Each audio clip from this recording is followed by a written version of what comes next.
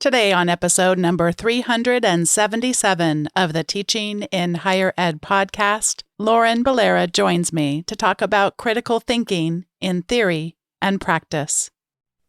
Produced by Innovate Learning, maximizing human potential.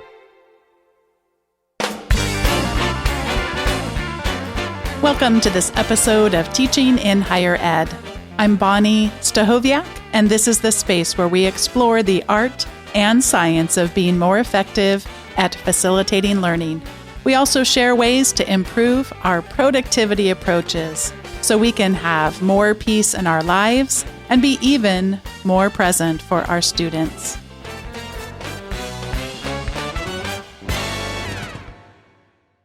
Dr. Lauren Bellaera is the Director of Research and Impact for the Brilliant Club, a charity whose aim is to widen access to highly selective universities for pupils from underrepresented groups in the UK. Lauren is also part-time associate lecturer at Birkbeck, University of London. Lauren completed a Fulbright scholarship in 2019 at the University of Massachusetts Lowell. Her research focused on the critical thinking skills that are prioritized in higher education. This project stemmed from her earlier research at the University of Cambridge, UK. Lauren continues to collaborate with education organizations in the U.S., including the Association of American Colleges and Universities. Lauren, welcome to Teaching in Higher Ed. Thank you. We begin a lot of shows about important concepts like critical thinking with setting some definitions. Is there a set definition for critical thinking? That's a really good question, Bonnie. It's a lot of people's work and focus from a research perspective, because really defining critical thinking is a really difficult thing. And I think defining it in a practical way, that when you're trying to teach students both in a school context and higher education context, you really need something concrete. So, if you look at the literature, there are many, many definitions of critical thinking. But when I think about critical thinking, I always think about analysis and evaluation. So what I try to do is pinpoint the critical thinking skills that I think are most important across a range of subjects and across a range of disciplines. So I'm sure we'll talk about it more, but that's sort of generally what I tend to think about when I think about critical thinking. I've been airing weekly podcasts since June of 2014, and I've had one other episode besides yours on the topic of critical thinking, and it was so early in me. I mean, I still feel early. The more you know about something, the less you realize. The less you know. Yes, but what I remember from that episode was walking away from it thinking, wow, there are a lot of different ways to think about this. And what she really stressed on the episode was the importance of us talking about it with one another. And those conversations are so critical. And sometimes our cultures and circumstances allow for that, and sometimes they don't. Would you talk about the different ways that you have seen various disciplines think about critical thinking, and where you see similarities across disciplines and where you see some differences? Yeah, absolutely. So I've really thought about critical thinking across the humanities and social sciences what I think is really fascinating, that even within the humanities and social sciences, where you might think there are quite a lot of similarities, and we do see some similarities, but we also see quite a lot of differences. If we think about, just to give an example, if we think about sort of psychology versus history, for example, they might overall identify exactly the same sets of critical thinking skills, but there might be some subtle differences in terms of the ordering and the sequencing of how they prioritize those different skills. So thinking, just to give a few examples, so thinking about with psychology, often analysis is sort of recognized as one of the most important skills, and that's also recognized as a really important skill in history.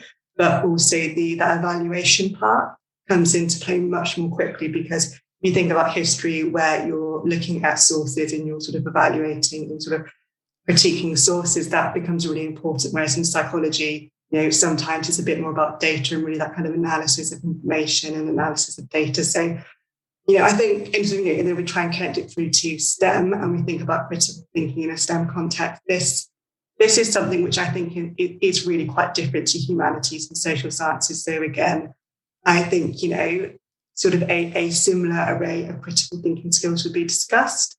but really that ordering and the sequencing would be slightly different. So, in the humanities, potentially problem solving might be ranked as least important, but problem solving in a STEM context would be really important. So, I think a lot of it with critical thinking is really understanding the subject context in which teachers and students are operating in, because, we are going to see a lot of similarities, but I think it's really critical that we understand the key points where there are differences.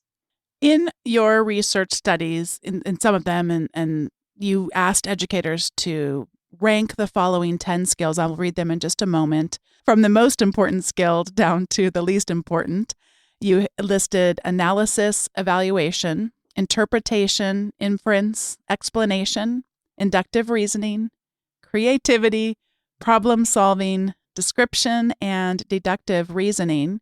You've talked a little bit about how those 10 have shaped your definition of critical thinking, but would you speak more broadly about some of your findings around when you ask various educators to rank those things?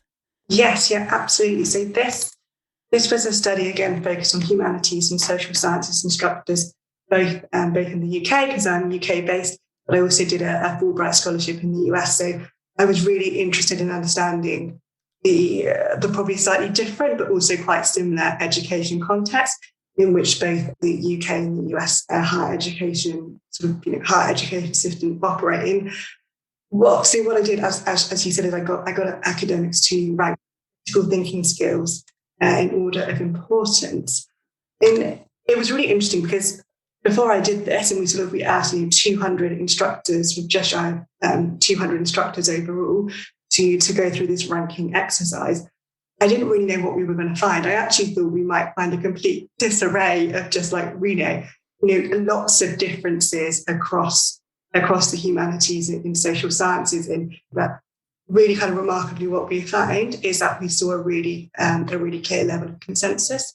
And this is in terms of we did significant testing to look for the significant differences in the ranked choices.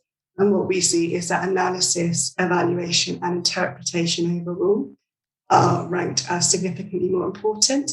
And then kind of on the flip side, in terms of skills which are least important, we see that creativity, deductive reasoning, description, and problem solving are least important. And I think the really key thing here is that we're not saying these skills aren't relevant, but when you're asked to do a rank forced exercise, I actually think practically it's really important, because when you're teaching students, you have limited time. So all of the time you're making particular pedagogical choices about where you're going to focus and where you're going to really support your students to develop particular skills. So this, in terms of the data we got from it, it was really, really fascinating, because what we see overall is we do see a consensus, but for those sets of skills in terms of most important and least important.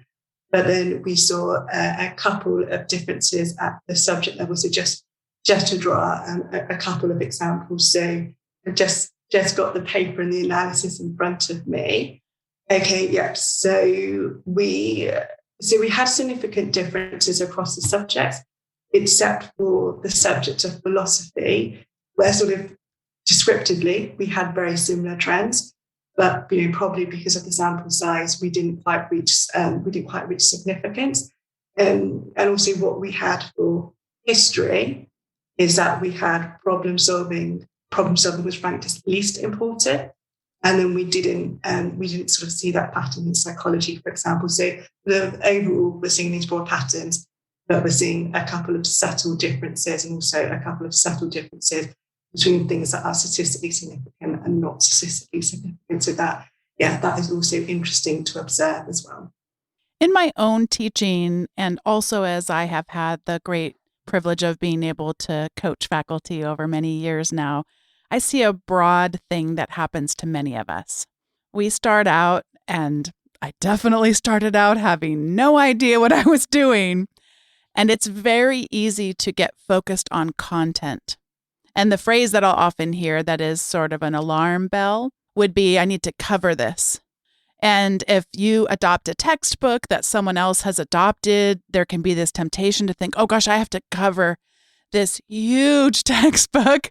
And I don't know, I don't even myself, in many cases, you might not know the entire textbook, and that can create insecurity. And then when we're able to shift over that, we don't have to cover things that people memorize. And often if we try to do that, we recognize as we start to evolve what we're missing, an opportunity to grow critical thinking skills. Have you seen that in your own teaching, this shift where you go, no, it's not about covering materials.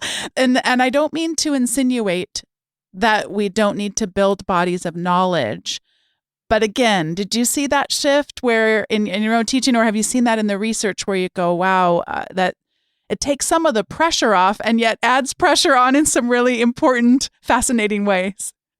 I mean, I think it's really fascinating because I think often what we tend to do when we're teaching is that we think it has to, I think we like to put things in a bit of a dichotomy. So either you're teaching knowledge or you're teaching skills, but apparently it's not possible to do both at the same time, which, as we know from the research literature and hopefully our own experiences in the classroom, it's not, that's not the case at all. So I think I've sort of, when I look at kind of my teaching experiences over sort of since completing my PhD, I think to begin with, you do feel this sense of like, I have to cover everything on the syllabus and sort of this kind of relentless drive through that irrespective of whether the students are with you and kind of not doing any kind of reflection piece about your pedagogy or whether the students are really following, you just need to get to the next thing. And I think it's really important sort of, to really have confidence that, and also to feel like you have the control that if you need to slow things down a little bit from a knowledge perspective, you should do. But also, so I think this is also something which I've thought about with my own teaching previously, is that I sort of thought, we would do all of the knowledge stuff and then at the end you do critical thinking. And, you also see that a lot in school teaching as well. So I definitely can remember doing my A-levels. We get through all of the subject content. It's really, really intense. And then in like the last lesson, they're like, oh, and this is how you do critical thinking. And I think, it's just not the way to do it. What we really need to do as we go through is to explicitly embed it into your teaching. And really, as you're teaching that subject knowledge, to also be thinking to be teaching those critical thinking skills, but really to be calling it out. So, not just setting it in your learning objectives, never referring to it ever again, but, saying to students, okay, I'm teaching you a bit about critical thinking now. And here's a couple of examples and things we can walk through. And then, sort of really spelling out to the students the interaction between the subject knowledge and the critical thinking, because like these two things need to happen together. It's not a pedagogical choice about that you're either teaching knowledge or critical thinking. I think especially if you're working with younger age groups in the school context, there's probably a bit more thinking to do around the sequencing. So really making sure they have, a good enough knowledge base to then kind of think critically. As we kind of move through into sort of late, what I would call kind of late secondary school education and then higher education, we have to have the confidence that we need to be presenting both those things together, but also we need to be doing those knowledge and those critical thinking skills checks with students. If for whatever reason they're not following you along and they're not going with you, we need to really take the opportunity and take the moment to pause and think about, okay, what do we do from a knowledge perspective, but also what do we do from that critical thinking perspective? I'd love to hear a little bit more about, yes, of course, your perspective is informed by your research, but for you personally, why do you think critical thinking matters so much? Yeah, it's a question I think about a lot because, when you're making choices about the sort of research you focus on or the kinds of things you want to engage with from a pedagogical perspective, sort of thinking about why in particular I've landed on critical thinking. And I know sort of lots of people don't really like the term, but often when we talk about critical thinking, we talk about 21st century skills. And, sort of 21st century implies that it wasn't needed previously, which definitely is not the case. Critical thinking has always been a really important part of any young person's. But I think what we can recognise, and especially thinking as we kind of exit the pandemic, really a lot of stuff is shifted, both from an education perspective, but also from an employment perspective. So really sort of thinking more and more that critical thinking is going to be really important going forward. And the reason I think about it so much, and I think it's so important, is that I work for a university access charity in the UK called the Brilliant Club. So we work with young people to help them progress to universities in the UK, and in particular to the most competitive universities. And if I think about the kinds of students we're working with, I think a lot of the, the outcomes we're trying to drive towards are things to do with self-efficacy. So self-efficacy and competence for that kind of level of university style learning. So we're working with, school students, and we're trying to make sure we can take them through and get them through to university if that's the right choice for them. And so we have all this stuff around competence, self-efficacy, but linked to that is really a core set of academic skills that essentially these students and all students will need to really to be able to progress, but also to be able to succeed at university. So for me, critical thinking is just a really important life skill that it isn't something, unlike knowledge, isn't something which you learn and then you either use or you don't use. But critical thinking really has to interweave through everything we do. Yeah, I think about, I teach a couple times a year in a doctoral program, and it's a class called Technology and Leadership. And you speak of self-efficacy, and I used to teach that course before I knew what I was doing, that I would teach it more as a knowledge base, and there was a textbook and all of that. And then I just realized there were so many barriers that had to do with people's sense of self-efficacy that if I couldn't release them from some of that, would pretty much make all of the other work that I did be pretty meaningless. I did want to mention, you mentioned self-efficacy, and this doesn't happen to me very often, but I was on Twitter the other day and saw that Al Bandura, who is I don't know if he coined the term self-efficacy, but he certainly was the primary researcher in that. And it's the first time I've ever had somebody who I cited in my dissertation show up somewhere in my life outside of, that very narrow focus for one's dissertation. So cheers to Al Bandura, who passed away at the age of 95. And we're recording this episode in late July. And so what a celebration of his life and all the impact. There was lots of people who, I just only had known him from afar, but there were lots of people commenting who he had touched their lives and their research in some ways. It was really cool to see that. Yeah, he's had a really big impact. And I think, I don't think people realize sometimes that when we're talking about things, we're actually talking about self-efficacy. So I think, when we come back to this point around kind of definitions, etc., and sort of do different types of terminology, when we're talking about things like competence and kind of especially competence for future events, we're talking about Bandura's work, right? We're talking about self-efficacy. Yeah. So you spoke a little bit about this as well in terms of not just why it might be important to that individual, but also why it might matter to employers. What have you found when it relates to that as a component of your research? I think the employer component is really interesting. And, it also appears to be quite an under-researched area. So, I know we have sort of snippets in terms of, especially in the US. So I think you have a bit of a broader coverage in terms of, from a research perspective, kind of more studies seem to pop up in the US to do with employers' views. And also just a bit of a shout out to the Association of American Colleges and Universities, which does a lot of work to promote liberal education and critical thinking in higher education in the United States. And they have an annual survey where they ask employers to sort of rank different critical thinking skills and also other skills as well. So I suppose sort of these other sort of 21st century skills, we would talk about things like communication, leadership, etc.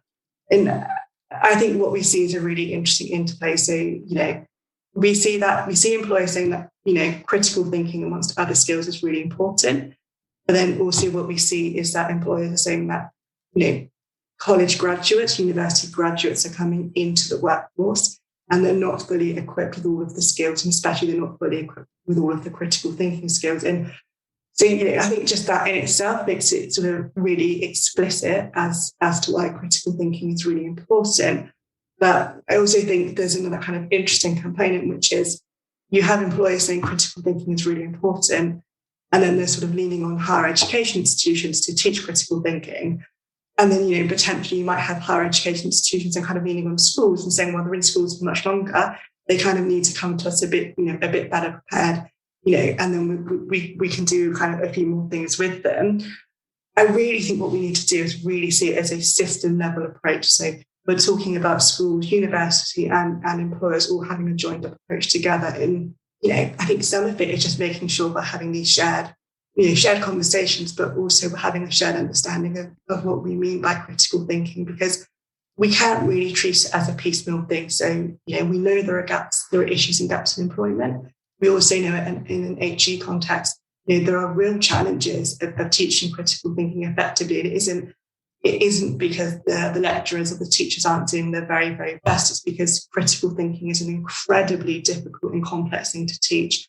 And, we might be able to teach it in a particular subject, but then it's very difficult to see transfer across subjects and to provide deep sort of, what follows from that is it's very difficult to see it transfer into employment. So really the only way around that is we need a much more connected approach, and we need bridging between all of these different transition points, which, I think it's slightly broader than your question, but I think, the issue of employment and that is really important there. It really needs to be connected up through, because we can't just keep passing blame onto the next institution. We need to take a collective approach. I'm so glad that you took the question there, because it's reminding me of so many things in terms of the importance of not just having a definition and then we're done. To me, this is ongoing conversations about what our aims are and how we can get better ourselves at helping people attain those aims. When you were talking about self-efficacy, sometimes we think about it in terms of that can hold people back. And so if you're not very confident in your academic skills and you don't really have a lot of different contexts where you've been able to encounter educators in different ways, it could seem like I've just found where I'll sit down and talk with students about exams and they'll go, oh, I didn't realize that I need to think about it. I'm realizing more and more that I actually need to. It sounds really condescending the way it's coming out of my mouth, and I don't intend it all the way. But I guess what I'm trying to say is that there's so much unlearning that has to happen before or perhaps during the process then of being able to grow these skills.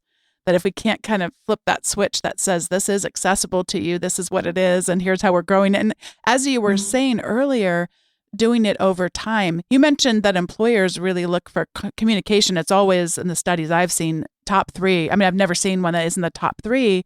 And that certainly can be a challenge at so many organizations that we work in. But then people don't spend the time unpacking that. What does that mean to you? If we're terrible at communication, let's break it down to what those challenges look like, the implications of those challenges before we could just go, well, you need to be able to write better, speak better. And what does that even mean? So there's so much here that I'm seeing you describe carrying across the context of employment with, of course, the context. We would hope that our classes would be very close to the context in which we're preparing our students. This is probably the most important part of the interview, and I'd love for you to share some practical ideas for us. What suggestions do you have for developing critical thinking skills in our students? That is an excellent question, and I feel like it's $1 million question. I have some thoughts and some reflections from my research, and also sort of wider reading and teaching practice. And I'm going to say these things, and I know, people are going to be like, well, it seems really obvious. But I think the funny thing is that often it's the simple things we don't do or we overlook when we're trying to prep for teaching, or we're thinking about how to convey a really complex topic or set of skills to students. That, a lot of it is really just in the structuring and really sort of doing things really explicitly. Because if we take the example of when you're trying to teach somebody knowledge, now from cognitive science, we have these really clear ways, things like retrieval practice. And, I feel like we have this toolkit of really concrete things we can do.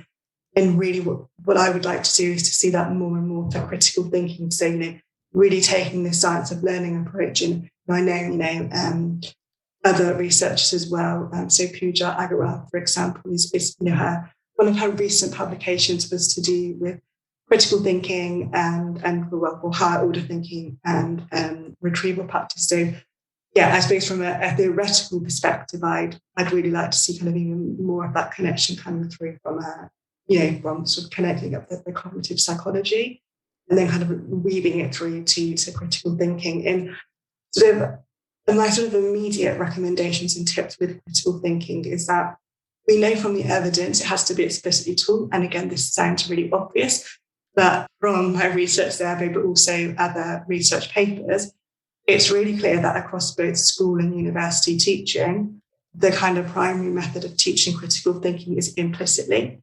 So not explicitly calling out learning objectives, not explicitly embedding particular activities or scaffolding, scaffolding your teaching to really kind of highlight when you're teaching critical thinking. So, sort of at a really kind of basic level, making sure that we teach critical thinking explicitly. I think the next step from that is a bit more challenging because, okay, after you say, okay, you should teach explicitly, obviously what follows is, well, how do you do that? There are a couple of different ways. So, obviously the learning objective point, I think is really powerful because, some of this is about confidence and self-efficacy. So, all of these cognitive outcomes are really closely connected. So, saying to students, we're going to learn about critical thinking and we're going to support you to develop key skills. And you will already have a lot of these skills, but for the most part, you just won't realize you're doing it. So, sort of to your point, Bonnie, I think the conversation point around critical thinking is really important. And we shouldn't just be having that conversation with ourselves. We should also be having it with students, and we should be having it on a regular and consistent basis.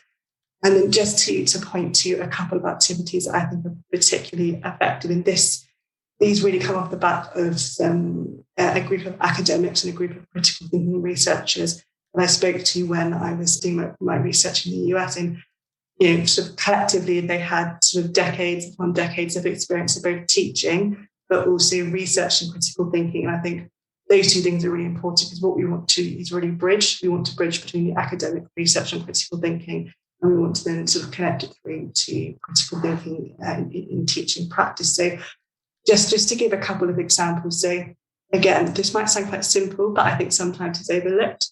The use of questions and questioning, and especially instructor-led questions, can be really effective because if students are thinking at one level and often they're thinking at the knowledge level, that's really going to help them to sort of move up into really, to respond to those more challenging questions, but also to start to think about it for themselves. And, I know sort of Bloom's taxonomy is sort of referenced on and off in different contexts, but, I'm not sort of necessarily saying the structure of the hierarchy is correct because really, as we've seen, it should be subject knowledge interweaved with critical thinking skills.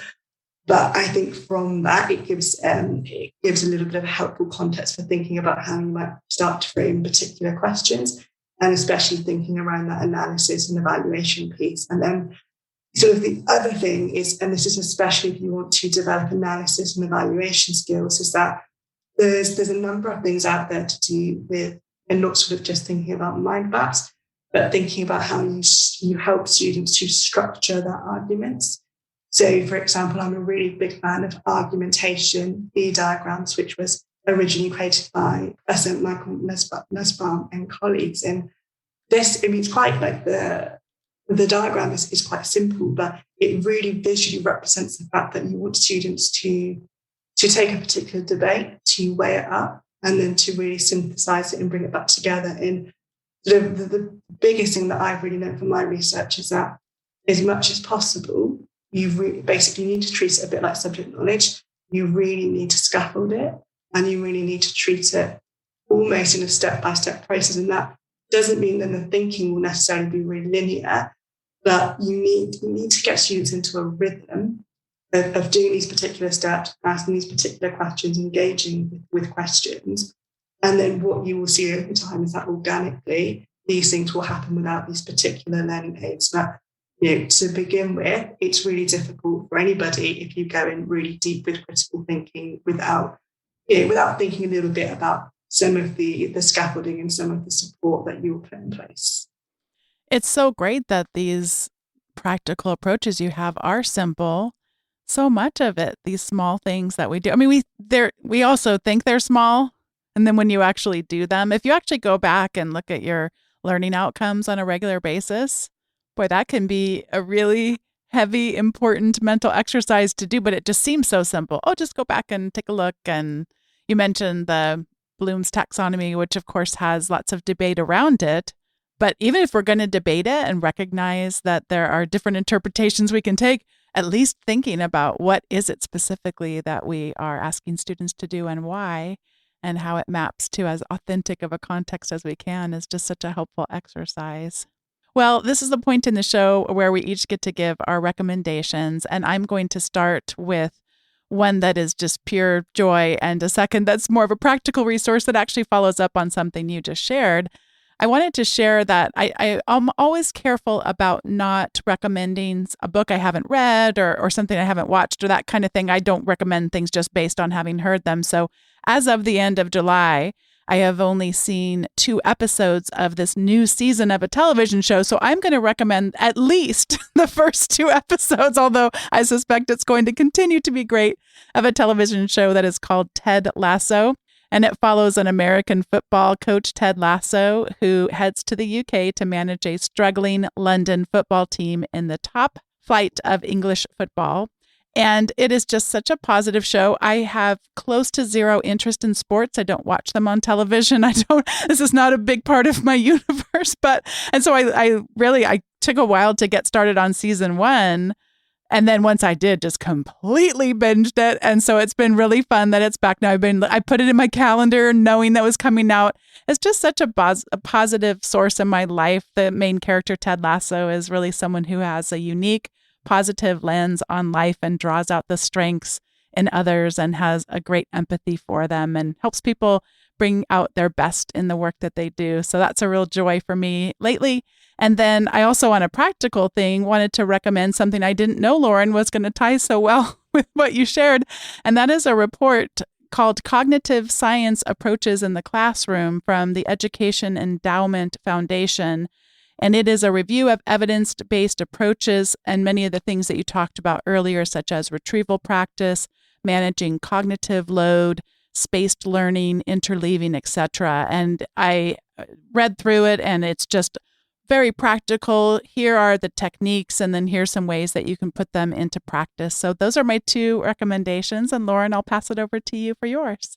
Bonnie, we are in sync. That was my recommendation as well, to do with the cognitive science, because it's just recently been published it popped up on my Twitter, and I was like, oh my goodness, this is going to be a game changer. And then I sent it to loads of colleagues, and I don't often do this, but I emailed the report to myself because I was like, future Lauren is definitely going to reference this report. So this, it's so funny. This is what I was going to talk about as well. But as you were talking, and I realized you were talking about the recommendation, I was thinking, what other recommendation would I have? And sort of, I suppose, sticking with the theme of sort of, educational research. I think what's really important is the bridging, right? The bridging between, as I said, between research and practice. So I was just going to point to an example of an organisation that I think does this particularly well, which is an organisation called Research Ed, which originally was started in the UK, but they've gone global. They also do Research Ed conferences in the US and also among other countries as well. And the conferences are really good, and a lot of the attendees are teachers, so school teachers, but also they have some attendance from universities as well. And they're just doing a whole host of really interesting things. So they've done virtual conferences. I think they're starting to do conferences again in person, but I don't think it's necessarily about the conference attendance. Just sort of broadly being a part of that movement and following people on Twitter, they've got some really interesting insights. So that was my last minute swap. But I was thinking, okay, thinking about it from a community perspective, what would be a good recommendation for people to connect with? The other organisation I was going to mention was the Learning Scientists, but I feel like people are probably quite well versed because, I know it was sort of set up in the US and it's extremely popular. Well, I'm going to add it to your list because it's not like there's a limit. We can have 3, and just in case someone hasn't heard of them, they really do have some terrific resources and very similar to what you said about Research Ed, which I'm not familiar with, but where you blend the theory, the research with the practice, which is just so helpful to us that are trying to do this well. I'm cracking up, Lauren, because the way things have been going, I literally could have seen the report on your Twitter account and not even realized. That's the way, you know what? We're reading late at night, scrolling through Twitter. I mean, it easily could have been that, and I just didn't even make the connection. I save things to my bookmark tool, although I do try to put I don't know if you know the acronym H/T, which stands for hat tip. I'll put that in the bookmark. So I'll go, oh, this came from Josh Eiler. This came from Lauren. And so I didn't do that in this case, but I can't say I get it 100% of the time where I found something from.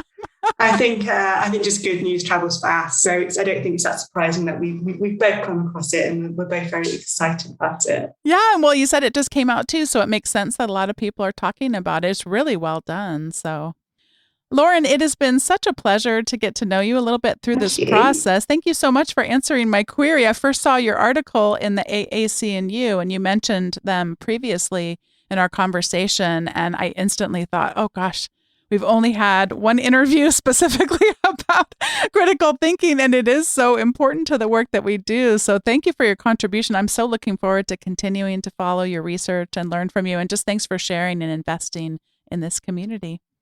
Thank you. Yeah, it's been very interesting, very thought-provoking. Dr. Lauren Bellaera, thank you again for joining me for this episode of Teaching in Higher Ed, and thanks to all of you for listening. If you'd like to access the show notes for today's episode, they're at teachinginhighered.com/377, or if you're listening via a podcast catcher, the app on your phone or other device, you likely can just swipe over them to access those show notes. And if you'd like to have weekly updates from me with those show notes come into your inbox along with links to other recommendations that don't show up on the podcast and other goodies, please subscribe to the weekly update at teachinginhighered.com/subscribe. Thanks once again for listening, and I'll see you next time on Teaching in Higher Ed.